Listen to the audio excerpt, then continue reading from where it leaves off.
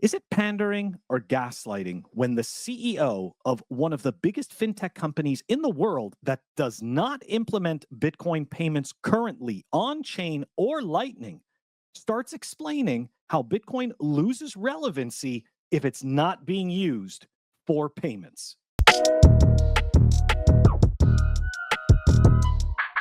Welcome back, everyone.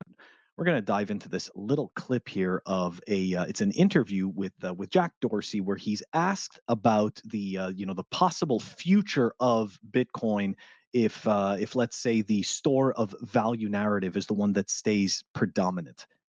So let's fast forward to the future, and Bitcoin has failed.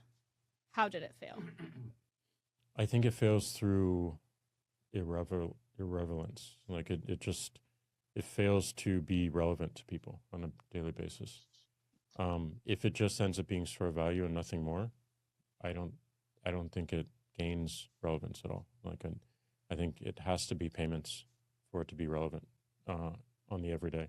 Otherwise, it's just something you kind of buy and forget and only use in emergency situations or when you want to get liquid again. So I think if it doesn't transition to payments and find that everyday use case, it just gets increasingly irrelevant. And that's failure to me. All right. You heard him say it. You heard Jack say it. If Bitcoin doesn't pivot to payments, it loses its relevance. Now, that in itself is a very disingenuous narrative, to say the least. So, although people can choose to simply buy and hold Bitcoin in cold storage and do nothing with it, that in itself is using Bitcoin. I know that some people are going to get really upset, especially the payment people, right? Like the BCH people, like stuff like that. They get really upset. They're like, no, what are you talking about? Just holding Bitcoin isn't using it. Really?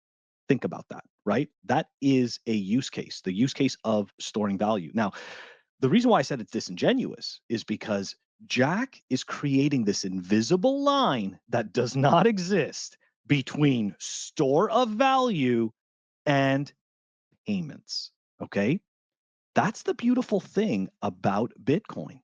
It has these multiple qualities that all work together. And the idea that Bitcoin is only one of these qualities and not the others, that is some mental gymnastics bullshit. And I'm definitely calling him out on that. Let's give some love to the Pleb Underground sponsors. I don't have an actual ad read for this or anything. It just says T. Selly says, fuck you, Greg. Head on over to Archimedes Emporium. They make absolutely beautiful Bitcoin branded products. They just dropped their first one. It is the solid aluminum Bitcoin clock. I had to get my hands on it so that I could show it to you guys. Take a look. Really, really nice piece. Beautiful craftsmanship. Head on over to archamp.co. The link is going to be in the show notes. That is Archimedes Emporium. Head on over there. As you could imagine, Bitcoiners had a lot to say about this interview with Jack, essentially calling Jack Dorsey out on his payments comment, right? Because as we know, he's the CEO of Square.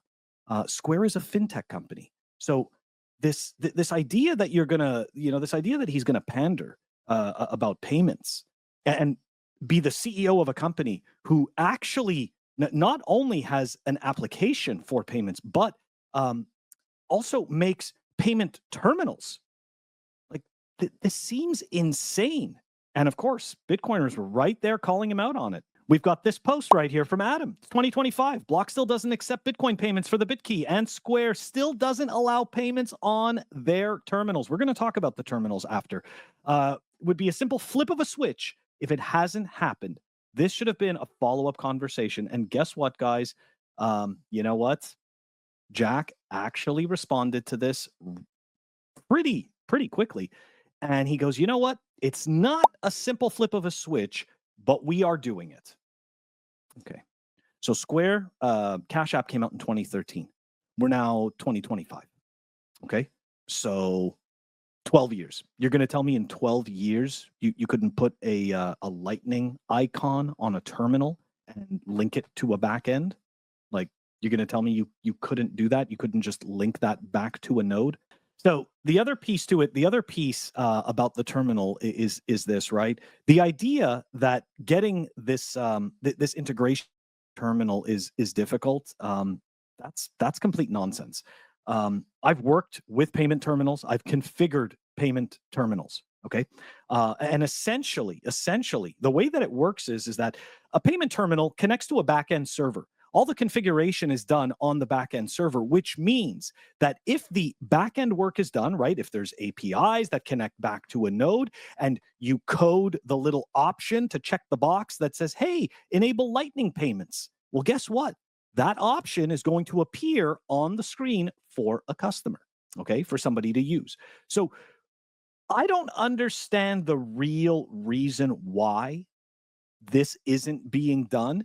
And it actually, it does bother me that he's not giving a concrete reason, right? He just says it's not as easy as flipping a switch. In all fairness, that's not good enough. Like, you should have a clear and concise explanation as to why this doesn't work. And of course, you might think, okay, Phil, you're kind of being, a little bit too much of a stickler. There's so many moving parts. Coming from the troubleshooting background that I come from, I never had the luxury of just sitting there and giving somebody some general response that doesn't mean shit. I often had to prove why something happened. I had to show through timelines and log files exactly why something didn't work. So I'm disappointed with the lack of pressure on Square to get Bitcoin payments going. Number one. Number two, I actually, like I said, I do think it's disingenuous. Whatever Jack said in that interview about why Bitcoin dies. So this is kind of interesting too, right? Because by that same token, right, on Nostr, which is something that Jack supports, right? So Jack supports payments on Nostr that really almost nobody uses, which again, at some point in the future, hopefully somebody will use it. But as of right now, there are millions of people using cashapp.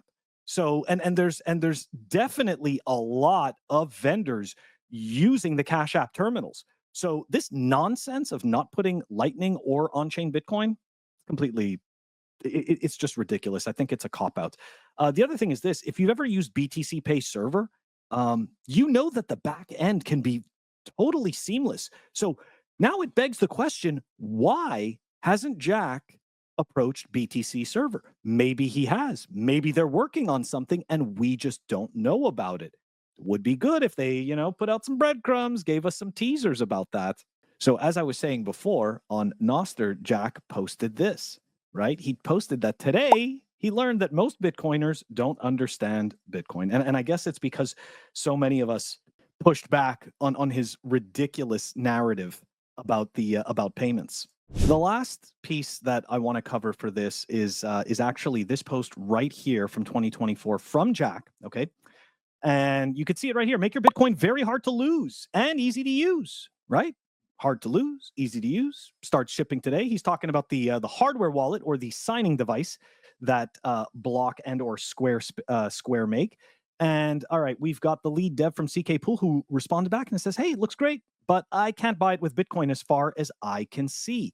And then Jack responds back, this is last year, keep in mind, save your Bitcoin. Oh, which is it, Jack? Do you want us to save it? But you just told us that if we only save it, that Bitcoin dies. We don't know what to, just tell us what to do. It's also frustrating, right? It's also frustrating. So this kind of reminds me of the same thing with fees, right? If fees are too high, then Bitcoin is unusable.